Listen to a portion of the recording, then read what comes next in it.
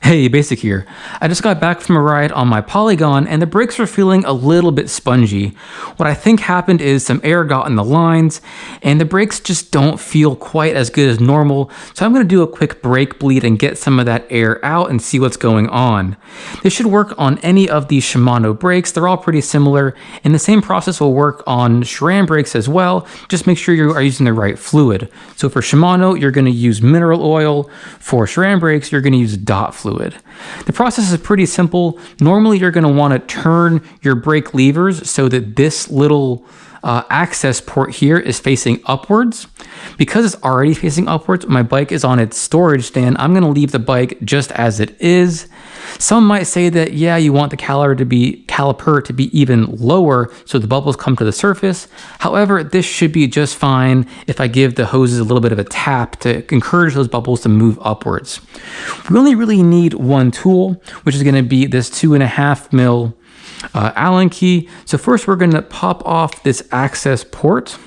There is a very small O-ring, so make sure you don't lose that when you take this off. See the little O-ring right there?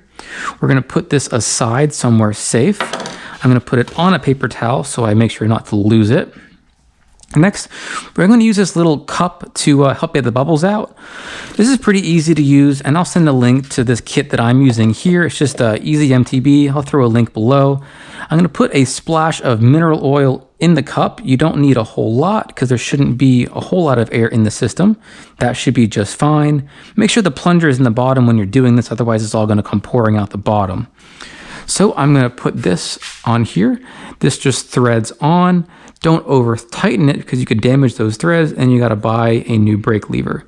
So that is good enough. I'm going to have a bucket to stand on because I'm short. So if you go up here and you look down, I pop this plunger out. So now the brake fluid can flow in, and I'm just going to kind of tap the brake lever. See the bubbles coming out? And that'll encourage some of these bubbles to come out. Yep, we definitely had some air in the system. Kind of tap on the hose a bit to get the bubbles to come to the top. And I'm going to keep tapping that lever until I can't get any more bubbles to come out. That's probably it. We had a good 4 or 5 bubbles, and that's usually about all that gets in there.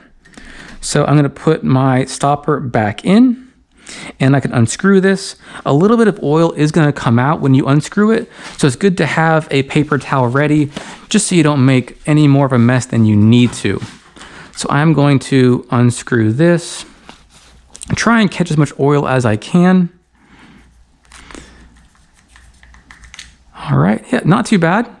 I don't think I actually dripped any, so great. I'm going to put this aside and grab the plug. Again, don't forget your O-ring. I'm going to put that on top right here and screw it in. Don't over tighten it because again, you don't want to strip those threads out. Yep, there goes a drip. That's fine. The best thing for cleaning up this mineral fluid is just regular rubbing alcohol that you get at the grocery store or a drugstore. It's not going to hurt the paint, but it will get rid of any of that oil that you may have spilled. All right, that looks pretty good. And the brakes, oh yeah, they feel much firmer right now. I think that's pretty much it. Yeah, real short video.